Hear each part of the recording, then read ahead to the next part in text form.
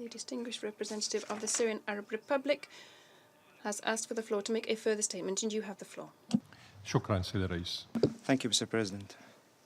And I thank the Ambassador of the UK for her question on this matter and for requesting more clarification. Many a time, on behalf of my government, and you know this, I said that Idlib is a dear part of our land, Syria. So we're not talking about Florida. We're not talking about Glasgow or Marseille. We're talking about Idlib, a territory that is part of the Syrian Arab Republic. Second, when there is terrorism that threatens any member state of this council, it is natural that the government immediately combats this terrorism. There are many examples. Yesterday, for example,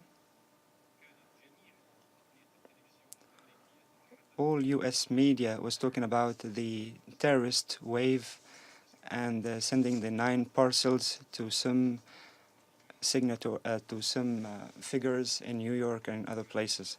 And also, TV stations were talking about the seriousness of this terrorist act. Fortunately, this terrorist act did not lead to any loss of lives. We all think that the US administration is right when investigating this matter because it is a terrorist act.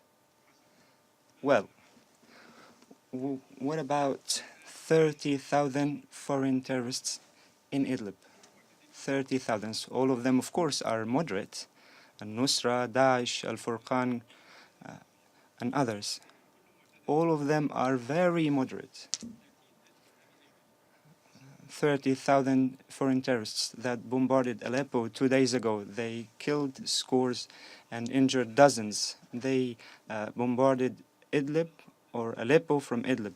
So this is a violation or a breach of the Iranian or of the Russian-Turkish agreement. So this is the breach. It's not about our intention to retake Idlib that is controlled by terrorists right now. Of course, we will retake Idlib, and I said we will restore our sovereignty over Idlib when the government deems it appropriate to do that. What does this mean?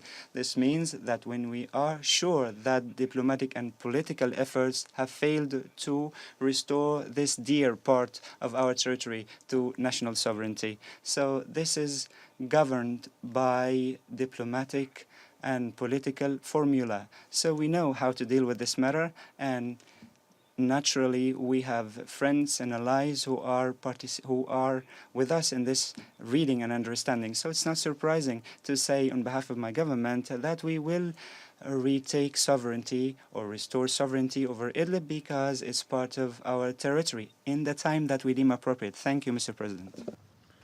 I thank the distinguished representative of the Syrian Arab Republic for his statement. The distinguished representative of the Russian Federation has requested the floor for a further statement.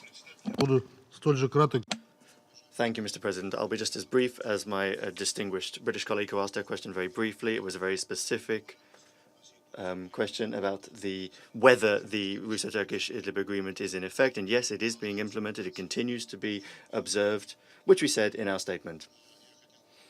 At the same time, I would like to confirm what was said by the distinguished representative of the Syrian Arab Republic, that we are talking about a territory which is part of sovereign Syria.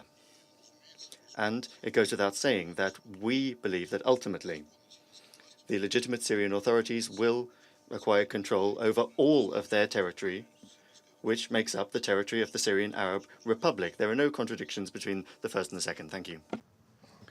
I thank the distinguished representative of Russia for